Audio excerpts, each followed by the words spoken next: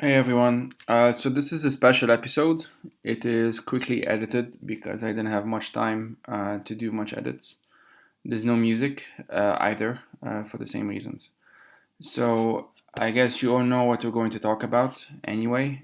It's about the blast that happened in Beirut 3 days ago. And I want to talk to Lina Mounzer because I had a conversation with her 3 months ago and I felt that she would be the best person to talk to about this. She was in Beirut when it happened. I am not. I am currently in Switzerland. So I really wanted to have someone who was there to talk about this. You won't learn much necessarily from this episode in terms of like facts and journalism and all of that. I wouldn't say that was our top priority just because, well, there's already quite a lot of that out there. I will post some links on the blog post, on the associated blog post, which you can find on the website. By the time you're listening to this, it will be up on like further reads and like how to inform yourself, as well as like links to help and donate. We don't even know how many people are dead. We know it's something like over 140 or something like this by the time this is recorded, but it is widely believed to increase, and there's quite a lot of fatalities that may never be accounted for because, well, long story short, not everyone is going to go to the hospitals. Not everyone is going to even have the time slash opportunity or ability to get the care they need because we've been already dealing with a pandemic, COVID-19, of course, and the downward economic crisis that have really been paralyzing the country to a pretty bad level, to pretty bad levels even before the explosion. So there's very little words that I can use. I'm very bad at describing these things in the first place. To say that this feels like adding insult to injury would be sort of accurate but inadequate. There's just It's very difficult to use the correct words, and I don't think there are any correct words. It's a mixture of, the only thing I can tell you is that it's a mixture of heartbreak and like complete unadulterated rage and anger at this political establishment in Lebanon. I expect that we'll be seeing much more to come on the political side, in the sense of people protesting, and there's already been a few, especially since yesterday. But for now, this is not what we'll be talking about. We're just talking about Lina's experience, um, experiencing this, her living through it as someone who lives in Beirut. And that's really it. There won't be any other episodes for August. There was like half a dozen or like 8 or 9 planned for August, but I think you'll understand when I tell you that I don't have much time right now to do them. So I'm postponing them for now to September. The planned guests for August have been kind enough to accept to be postponed to September. And on my side, I'll just take it from there in September. I don't know if I'll do any other episodes for August. I'll see. If I will, it will only be on Lebanon. It will only be on the Beirut explosion. Maybe I speak to someone else who was there or something. I don't know. We'll see. But as of now, this will be the only episode of August. So thank you for your time. I won't ask for any donations or anything like this. You already know how it works by now. But really, my priority right now is just to get as many donations as possible to the various groups and activist group and NGOs and whatnot that are working on this, especially when it comes to immediate aid, because that's what we need right now.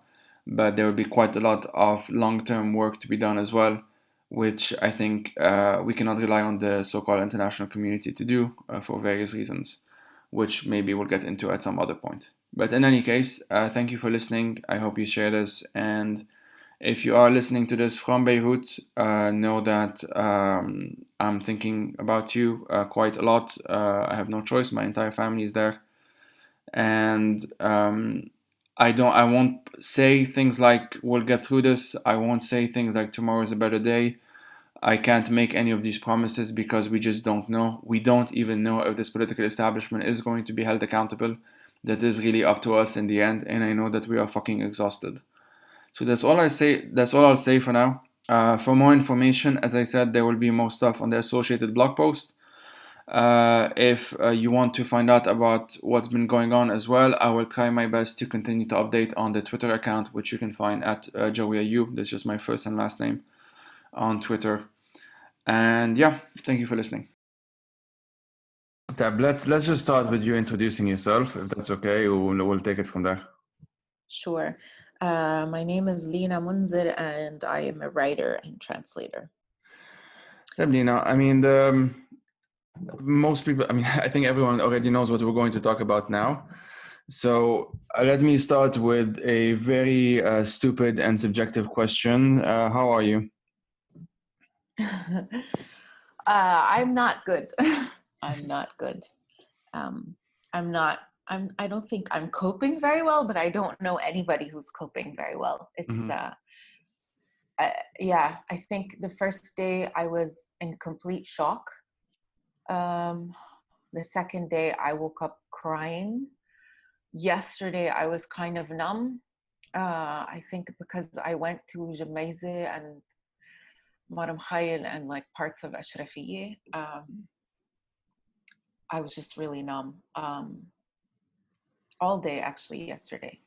I think yesterday was the first day I think that I like properly ventured out of the house. So I walked the dog in my neighborhood and there was just like so much glass underfoot, and just the sound of cleaning glass has been kind of like the background sound for ever since actually.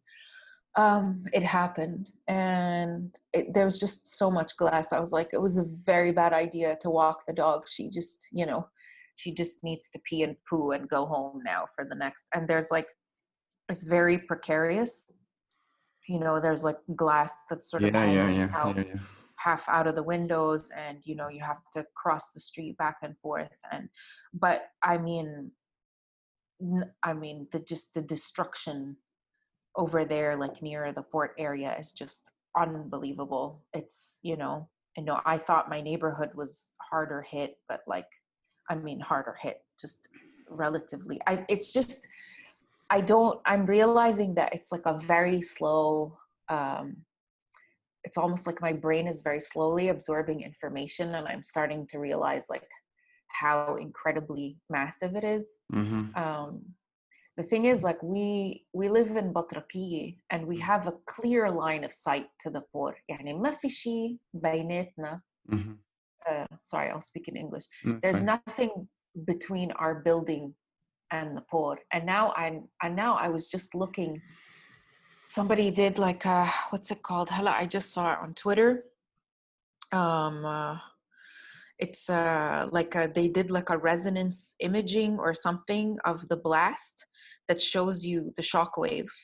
And apparently,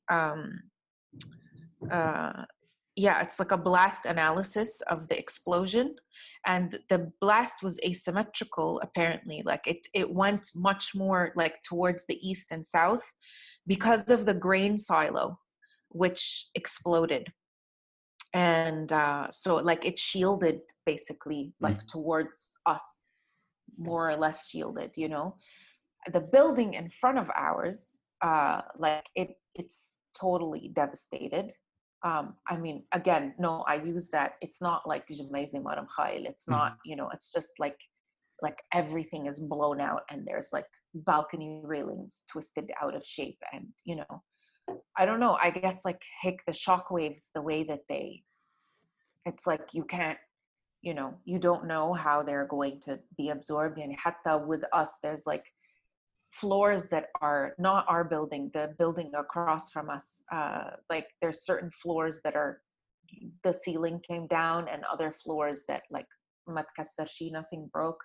And yeah, it's like, hey, I'm thinking about it in terms of like, the way the shock waves hit, it's almost like with people, you don't know how it's going to affect, and you don't know how, like some things might look unscathed, and then the rest are like shattered. And anyway, so yeah, no, I'm not good at all. I think every day is a new feeling. I haven't really been able to sleep, and I'm not a person who has trouble sleeping. Like that's not how my stress translates itself in my body. usually. And so I just like every night I can't, tear myself away. So last night I like went to bed, I think at 1:30, and I'm like, okay, it's relatively early and I'm going to sleep. And I woke up at 5, like gasping. And, my heart was pounding so hard. And then I was like, okay, khalas, like I just need to sleep again, close my eyes. And I closed my eyes and I just had the most horrific images. And it was like later when I thought about it, I'm like, it's like those stupid American movies, like, Mm-hmm. with like the Vietnam vets, when they want to try and show you trauma, they show you like these cut scenes of like horrible things. Yeah. And I was like, and I always thought that was so stupid because it's kind of stupid. And no, it's not like this is my first rodeo. Yeah. Uh, but I mean, obviously, it is like nothing of this scale has ever happened to us. It's like, no, I mean, everybody who's, a certain age here has lived through like more than one war and more than one explosion. And everybody is like, this is not, I can't, I just can't, yeah. It's the sound of it. It just keeps coming back to me. Mm-hmm. And I don't know how to describe it. And I feel like I'll never have the words to describe it. And as a result, it's just going to stay trapped in my body forever. Yeah. And I don't know what to do about that,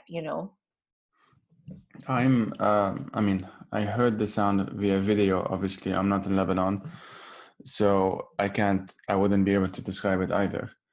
You was talking about like heart pounding and everything, and so the reason why I have this number, my memory works with numbers. I don't know why.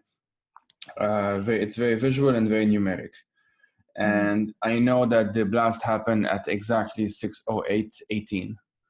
Mm-hmm. 8, you have the 888, so it's easy to remember. But B, you had a number of people who posted it on Twitter. They have those Fitbits, the things that monitor your heart rate or whatever. And there was a spike at exactly 6:08, and that's Mm-hmm. very easy to remember after that. And besides that, like it's been three days. Just now before talking to you, we postponed by like half an hour. So I had a bit of time, and I started reading some of the news outlets, which is the first time I do. I didn't do it in the past 3 days. I was too busy just updating on that Twitter thread and stuff, and obviously talking to friends and family, and just kind of taking it all in. I had a Skype call with friends yesterday night, and because they were there in Beirut and they were not able to sleep, and the same the night before, so the night of the explosion. And I don't know. It's very difficult to say much. That's the thing. I haven't written anything. I know that you've written one for the New York Times piece, which I will link as well. Mm-hmm. Um, I've been completely unable. Like last time we spoke, I told you I was unable to write, and now it's just completely worse. Um, there is a surreal element to it. There is even something surreal. Like I have the Wikipedia page in front of me, and I'm just going to read like the first, the summary at the beginning for those who actually may not know exactly what we're talking about, although I think probably everyone knows. On the evening of 4th of August 2020, a series of explosions occurred in the city of Beirut, the capital of Lebanon. The extremely powerful blast at the port of Beirut, which was preceded by a fire, left at least 157 people dead, and that's obviously the latest update, at Mm-hmm. least 80 more missing, and more than 5,000 injured. Beirut governor Marwan Aboud estimated that up to 300,000 people were left homeless by the explosion. The government declared a 2-week state of emergency. And then they explained what it was exactly. So the explosion was linked to about 2,750 tons of ammonium nitrate, equivalent to around 1,155 tons of TNT. Not a chemist, but this doesn't look good. That had been confiscated by the government from the abandoned ship MV Rosus. And this Rosus thing is some very shady Moldovan flagged cargo ship that was owned by this Russian businessman who was arrested like 20 minutes before we started talking, apparently in Cyprus. I saw it now. With ammonium nitrate fertilizer. And so I just end up continuing reading and whatnot. Oh, property damage, $10-15 billion, displaced up to 300,000. There's a type to this kind of disaster. It's called an ammonium nitrate disaster. And there's a whole Wikipedia page about it. And it's all surreal. It's like for the past 3 days, it's all been just like pure emotions. I'm cognitive distancing as fuck from here in Geneva. When it happened, I was waiting for a delivery, like a mattress delivery, because we're moving to a new place in Geneva, and my friend just texted me, say like open the news, which means open Twitter. There's a blast in Beirut, and like what there's a blast in Beirut, as you said. This would not be the first one if it was just a blast in Beirut. And in my mind, it's like, okay, well, this is obviously bad. Let's find out what happened. I thought maybe it's political. There is the tribunal thing coming out. There is the, I don't know, between Israel and Hezbollah in Syria and in the south. And that I thought maybe it's something like that. And then I saw the videos and I was like, fuck, this is beyond it. I wasn't even considering this as a worst scenario. It wasn't even in my top 10 list of worst scenarios. And I have a top 10 list of worst scenarios. And my sister's in-laws were completely blown away. Their flat is in Ashrafiyya. It was completely destroyed. One of them, I think, is still at the hospital. The father had stitches. The grandmother, they put at the hospital just as a precaution, I think. And the mother, I think, is still at the hospital. I didn't get updates today. And everyone else is... everyone that I am in Beirut has something, like some cuts, something to like different extent of severity. Some had to be hospitalized. Some had quick stitches by the Red Cross or any of those, those guys. Other than that, I've been compartmentalizing for the most part in the past 72 hours. Obviously easier to do given that I'm not in Lebanon. It's more like my main thing is cognitive dissonance, until I spoke with some friends, many friends, who are basically saying that even they are experiencing cognitive dissonance while being there. And that's the difficult to explain part. Like the summary of Wikipedia that I just mentioned, I mean, it means nothing to me. Like, I don't know. Then I'm obviously invested in knowing how many people died and were injured, but that's about it. I don't, Beirut governor, what he said, I don't care what the other governments have said and the reactions of the international community and whatever. None of this shit matters. It's all been completely surreal. Sorry. I've been having obviously difficulty reacting to it. What really hit yesterday was or was it 2 days ago? I don't even know. Like the photo of the firefighters of Beirut being all dead. And the second thing is like there's that photo of them going to the thing. And the second thing that really hit is my mother's stained glass. My mom has a stained glass workshop. She did a lot of the destroyed photos are my mom's doings, which is very, very weird to see. Of the stained glasses in the churches and museum and that kind of stuff. So I don't know. I don't even know what to say, to be honest. I don't expect.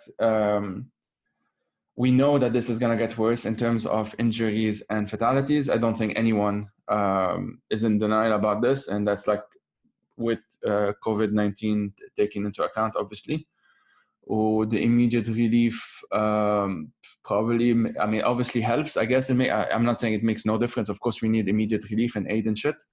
I just wonder how long they're going to keep coming in and how long the media attention is going to stay on this, because usually the attention span is pretty short. So yeah, that's been roughly my past 72 hours or so. I'm wondering. Well, I don't even. Have you? So you mentioned that you tried to go down. I have some friends who. So basically, my news is just my friends updating me for the most part. Some of them who live in like Babda or in like surrounding Beirut, basically are going down to Beirut to help with the cleanups and that kind of thing. And obviously, that's a good thing. But I'm also hearing quite a lot of people who kind of go there but then don't stay long, or they go there but then they're just exhausted within half an hour, or there was one account on Twitter of someone who went there to try and clean, and he cleaned for like half an hour and then he was exhausted and ended up for 4 hours transfixed looking at the destroyed part, which is I mean, I can only guess is quite surreal thing to see. How have you like to the best of your ability, how can you describe your past 72 hours, including, because you did manage to write an article, which is very good and very important. My last 72 hours. Let's see. I don't have a coherent narrative for them, frankly. I don't. Every day, like I said, is a new feeling. Obviously, right after it happened, is just you're frantically trying to reach everybody and to make sure they're okay. You know, just like after every fucking explosion that we've had here. I really didn't know how big it was. I had no fucking idea. I had no idea. Yesterday, a friend and I were sort of updating each other. We hadn't spoken until right after. She lives in the building right in front of me that I was saying had been utterly destroyed, like the photos of her apartment. Anyway, luckily, you know, she and her young son were not in the house. I mean, otherwise, I don't know. Anyway, so I saw that we had exchanged text messages and voice messages, and I had no memory of it. And I listened to myself just talking to her, like, you know, I guess about 12 minutes after the blast. And it's kind of unrecognizable to me. It's, you know, to hear my voice that way, and just sort of kind of hysterical, and just in the sense of like we were this is, you know, like that kind of, and then just sort of tapering off because it's like just out of words, you know.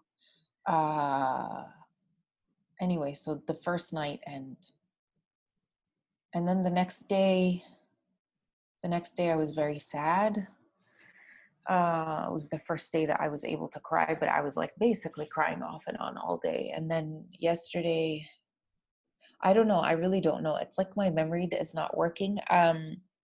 Oh, the second day, of course, I was writing my article the whole fucking day between like looking at the news, and I usually have the internet off and my phone off when I'm writing, but this was obviously impossible. So it took me forever to finish. And then my editor, who's very generous, was actually in India because he'd been on a reporting trip. So he was even further on in time than I was. So we just stayed up till, you know, sort of back and forthing on edits and stuff, because and then copy it anyway. So I just I was up very, very late and woke up very early.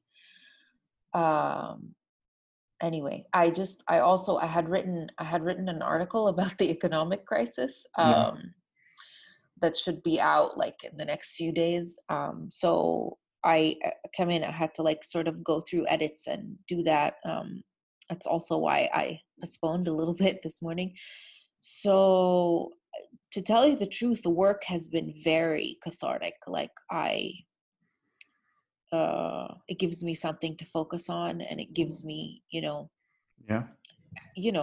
like, this is my coping mechanism, sort of like intellectualizing things and kind of like distilling them into like the very solid container of words, like it's like she solid in a way, like very solid material. That's what it feels like, because otherwise I'm just like a fucking spinning out of control mess, I just everything, like every kind word, every nice reach out, everything, like it just fucking kills me.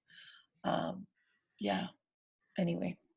So I'm just so tired, like I'm very, very tired, and I'm very, very, very angry. Like I'm so angry that I don't even like come in again. Like all of these things, I'm feeling them physically, and I feel like I don't like kick. It's like my body is going to fly apart, Yeah. So yeah, I'm just fucking enraged. I'm fucking enraged. I cannot believe it, Yani. It's like what we've been made to endure from Sulta Siyasi, The political class. well, I don't want to say political class because they're not, it's not, the political class to me refers to, it's like, it's the, all the people at the top, you know, which are these motherfuckers and their cronies and the Mhm. people who, you know, lick their boots like higher ups and their security details who are all former militiamen, Mhm. basically, that now get to keep their rifles and then be bodyguards and beat the shit out of people if somebody, you know, بيسبلن الزعيم تبعهم. And it's just I'm just so so angry. Everything we've been, yeah, so it's not, you know, it's rather than the political class, it's just, it's this kind, you know, it's this conglomeration of people that have had us in a chokehold, you know, the bankers and the haida and everybody is, you know, in everybody else's pocket essentially. um you know, it's like the Ashur guy who built fucking Eden Bay is like you know, and no, him and Birri are like super tight together, and you know, you insult Birri, you insult him, and vice versa. Like, what do you call these kinds of, you know, I don't even have the word for it. It's not incestuous. Like, it's, what do you call these rotten, corrupt relationships? You know. Anyway, so it's just, but what we've been made to endure at their hands, forget the Civil War, forget it. Forget the last 30 years since then. Forget, you know, the neoliberal project of like crushing every possible social and public program in the city, every infrastructural thing that could have made people's lives easier. Forget that we still don't have fucking electricity since the Civil War. You know, forget the sewages that are overflowing, forget the garbage crises that we've had and the pollution and the araf, okay? Just in the last 6 or 7 months, they stole all of our money, you know, they made us destitute. They stopped allowing us to withdraw dollars while they smuggled $6 billion out of the country. They're Mhm. squabbling while the IMF, the fucking IMF now, are trying to put transparency and quote unquote humanitarian measures in place. Okay. They still do not want to get any kind of haircut. And then after all this, they fucking blow us up and they blow up our city out of neglect and greed. I mean, the stories that are coming in, and like every single person is responsible. They all knew about this. It's like, this to me is just beyond appalling. It's beyond appalling. There's no words for it. There's no words for it. And then after all of this, fucking Saad al-Hariri goes down to the poor to have a photo opportunity among the ruins, and then goes to visit his dad, I don't know, to tell him, daddy, they killed Beirut again, as if he's not personally responsible for most of it. And so then there's protesters there, and there's also people who have set up, you know, charity tents, Mhm. like to give out aid. These are all over the city, by the way. You know, tables where people are giving out water and bread. And I just, anyway, another sort of kindness that I'm very moved by. And so people are angry. So they kick at his car, and the bodyguards come out and they beat the shit out of people. And then his thugs come by on their motorcycles, you know, the Mustaqbal supporters, because oh my God, how can you insult great master who throws scraps our way, you know? And they essentially broke apart all the tents and upended all the tables and ground the fucking bread into the, you know, into the stones and dirt underfoot. Like, the level of impunity is just, I don't have words for it. Like right now I feel my chest is hurting. I can't breathe properly anymore just even talking about it to you, you know? Um, I don't know what to do with all of this anger, and I see this with every, I don't know. Like, all of us are talking about revenge. I ended my article saying that, you know, the amnesty won't be theirs for the taking, but I don't believe that. um I don't believe it. I believe that they are going to get away with this the way that they got away with everything else. Um, and that just makes me so angry, like so angry. You know, we're talking about revenge, um, because it's a way to channel this feeling. But I mean, what revenge, what power do we have to hold them accountable? We don't have any power to hold them accountable. And I mean, the proof of this is that there has been no no solace, no nothing. You go down into the streets, okay, and you see volunteers are cleaning the streets, while the darak and the amn al-aam are just standing around smoking cigarettes, basically blocking roads, redirecting traffic. They're not doing anything. There has been absolutely no help from the state that did this to us to clean up the fucking mess. I just, people are pulling, like regular people, they're pulling bodies out from under the rubble still with their bare hands. It's just, it's beyond appalling. I don't, The question of like how this will translate itself politically. I mean, when I say politically, I mean in terms of like protesters, how people on the streets will react. We've already been seeing, as you mentioned, the person who kicked Hariri's stupid car or whatever, and we saw Taimour Azhari, the journalist. He called out Nabih Berri, or at least asked him in a journalistic way, like whatever Dawlat al-Rais, many people want you to resign or something like this. And obviously Nabih Berri continued walking. And from that video, because again, as I said, I'm not there, so it's all videos and photos for me. You can see the side eye of that security guard looking at Taimour, kind of like, how do you dare say something like this? And step out of line, and just one more step out of line and you're going to be made to pay for this. Exactly. And I mean, Taimour knows this, of course, and I think he knows that as a journalist he's only able to get away with so much, and there are limits, and he's obviously very aware of this as well. But it is really that. I mean, the Macron visit to Gemaizeh, for me, like the main story isn't even that Macron was there or that there are these things that he said they're going to do, whatever. I mean, for me, I'm just going to wait and see what happens before saying anything, because I think it's pointless now. But other than the spectacle and everything around it, for me, it says so much that like Michel Aoun and Nabih Berri and Jibran Bassil and all of these guys, like no way would they be able to walk through Gemaizeh. There's no chance that they would be able to walk through there unharmed. Like there would be. No, of course they will not be able to walk down there. Of course, they will be torn apart limb from limb. Yeah. But this is it. I mean, why did they build all of those walls around Parliament? They put concrete blaster walls. They set up gates, around certain areas in downtown. Even now, a couple of weeks ago, I needed to go withdraw money from the one fucking, like I had been paid for a thing. And from the one ATM, or like one of 3 ATMs in the whole city, that gives out dollars, which is always empty, by the way, also.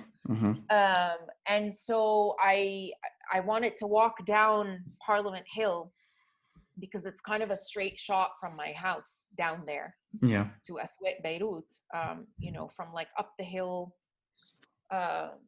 Anyway, so and it was, it was closed, and I had to do this like huge loop and walk through Riyadh al-Sulh, which has concrete blast walls. Like they've just walled themselves off, because that's the thing, is like we shout and we cry and we do this, and they're just like, it's like somebody putting their hands in their ears and going like, I can't hear you. They just build walls, and that's it.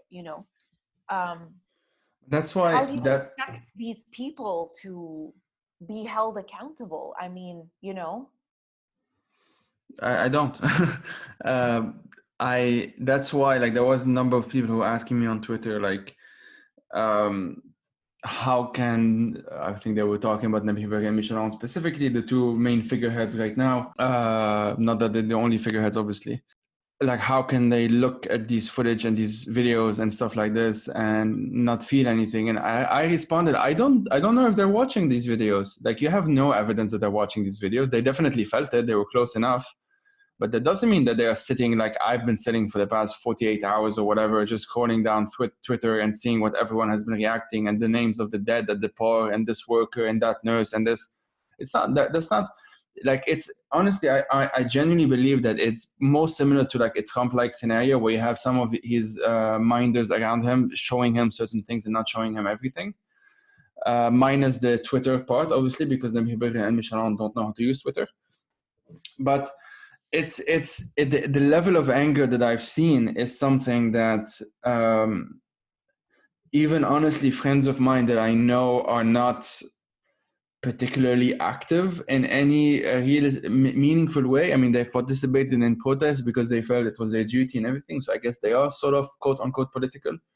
But I've seen things that, I've been hearing things from people that I really didn't think would be possible. And even as I say this, I realized that like, I've said this before, like I've said this in the interviews I've given in like October and November, and then the guests I've had since March on the podcast, who like, I think you as well and others, like talking about Lebanon, like, this is different, this is different, this is different. We've mentioned this so many times that I don't actually know whether to just kind of pause myself or just take a step back and wonder, like, is it different? Is it different? Is it different? Because on the one hand, it is inevitably different in the sense that the scale of this is on something that is really very difficult to compare it to anything. It's being compared to Chernobyl, and there are excellent articles about this making the case as to why that is.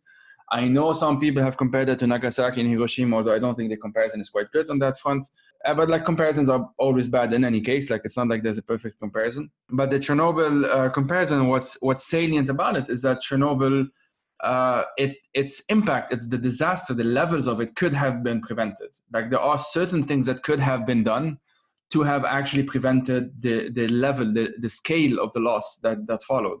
And this is why the comparison follows here, because this ammonium nitrate did not have to sit at the port for 6 years. We're now seeing more and more of these investigations popping up, and some journalists doing their job, although the others are not, asking the necessary questions and revealing some documents and whatnot. And we could really, really obviously see that there is blame on so many levels that it's very difficult to just pinpoint and say it's only that person or it's only that person.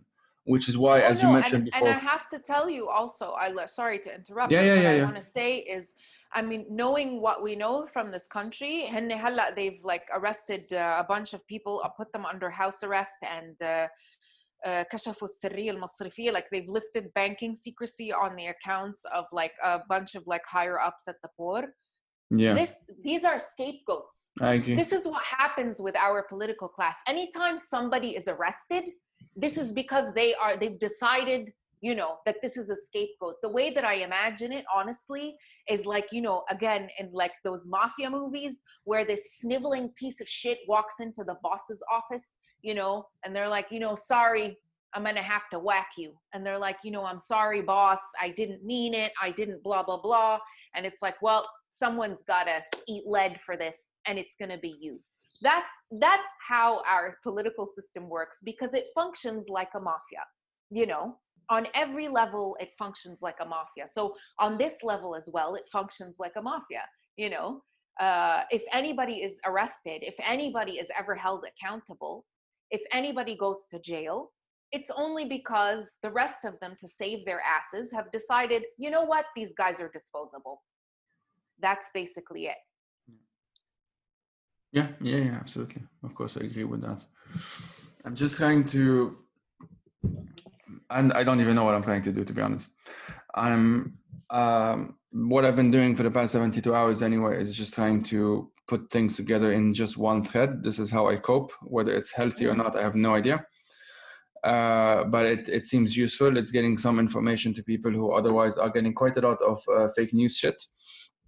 There's been, unfortunately, a fair amount of these things because Beirut and Lebanon went viral for however many hours the internet's attention span allows.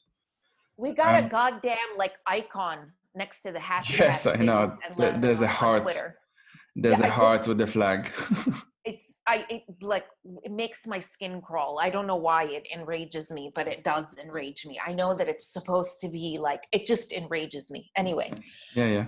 Um, No, same. It for me, it's just it doesn't fit the mood whatsoever because everyone. I mean, I'm using the hashtag when I'm reporting on like this building collapsed or this whatever happened or whatever, and there's just a stupid heart next to it, and it's very weird.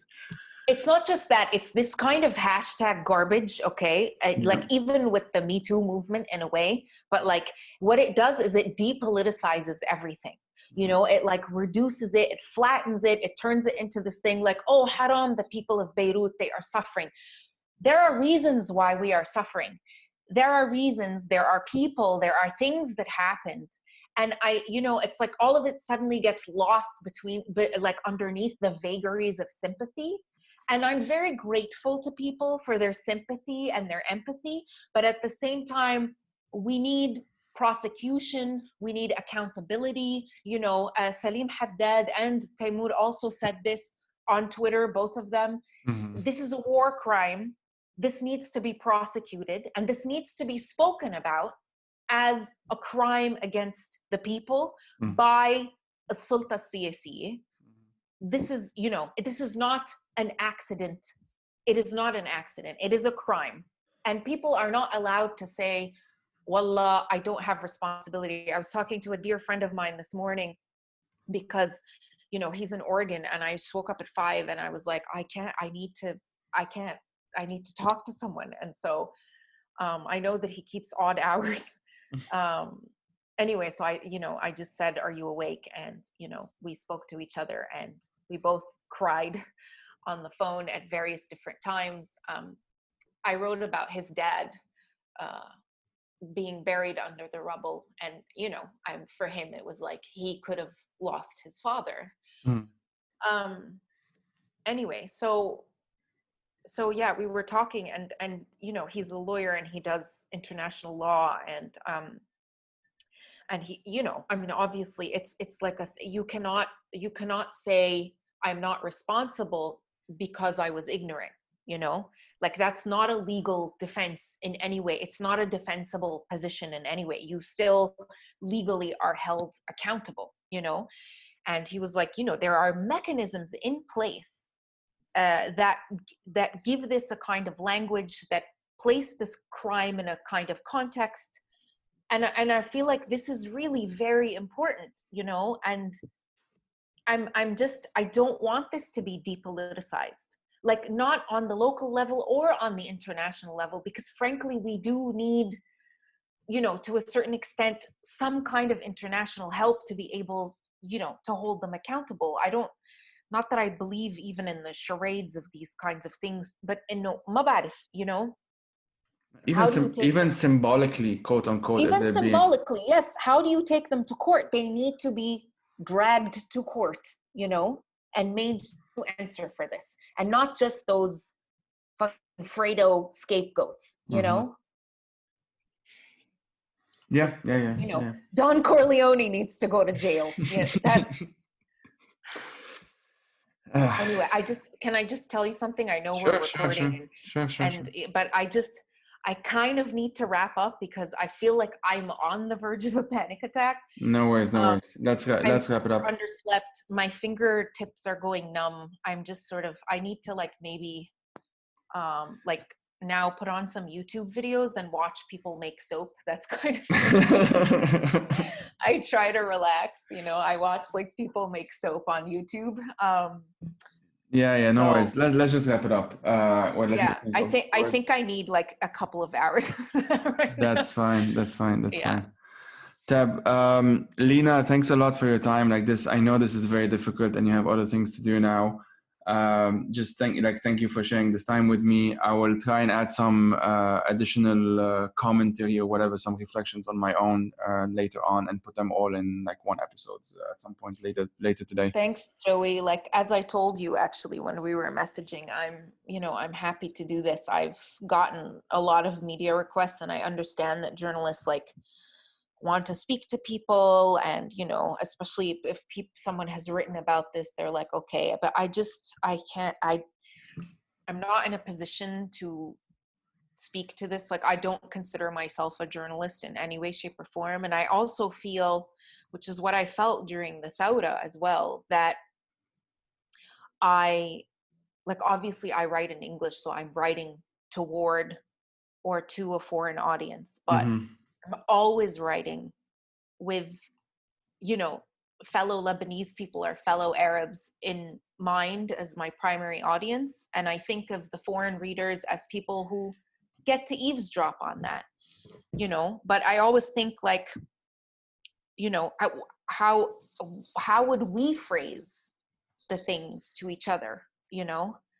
Um, and like now I feel this more strongly than I've ever felt this before. And I also feel like there's certain things that I only want to say ben bad, you know, Mm-hmm. like, Mm-hmm. and so I felt like, you know, when you said, can we have a conversation about this? Like, I didn't, you know, I didn't really hesitate. I wasn't like, oh, you know, I just felt like, okay, yeah, if there's someone I want to talk to, it's someone who understands exactly all of these feelings, and, you know, um, and all Yeah. of this anger and all of this sadness and all of this, you know.